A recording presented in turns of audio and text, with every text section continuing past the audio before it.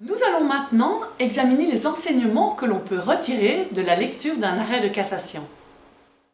La Cour commence par rappeler les principes.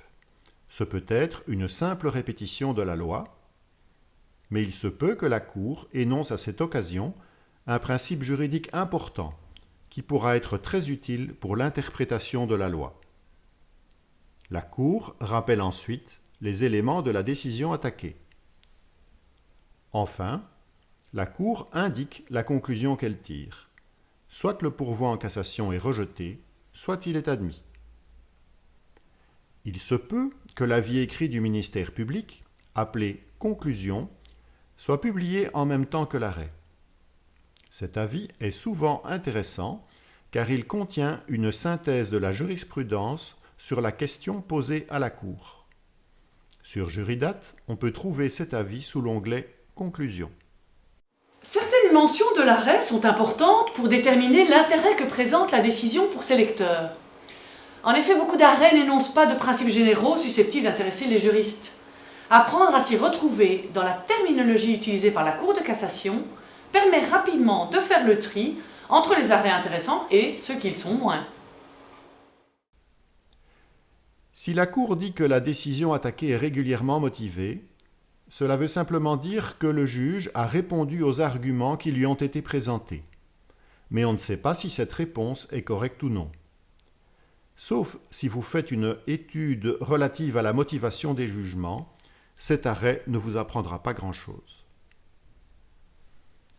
Si l'arrêt indique que le juge a légalement justifié sa décision, cela signifie que la décision qu'il a prise est considérée comme juridiquement correcte par la Cour. C'est donc le signe que c'est un arrêt intéressant sur le plan juridique.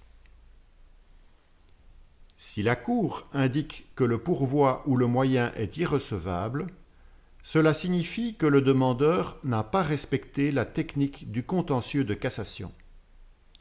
Cet arrêt n'est donc pas intéressant, sauf si vous étudiez spécifiquement la procédure de cassation. Il se peut que la Cour dise que le moyen manque en fait. Cela veut simplement dire que le demandeur en cassation a mal compris la décision attaquée et en fait une mauvaise lecture. Cet arrêt n'est donc pas intéressant. Enfin, la Cour peut aussi dire que le moyen manque en droit. Cela veut dire que le moyen n'est pas juridiquement correct. Cet arrêt a le mérite d'indiquer la mauvaise solution et on peut éventuellement en déduire quelle est la bonne. Il est très important de toujours se souvenir que la Cour ne fait que répondre aux moyens. En matière civile, elle ne soulève jamais de moyens d'office.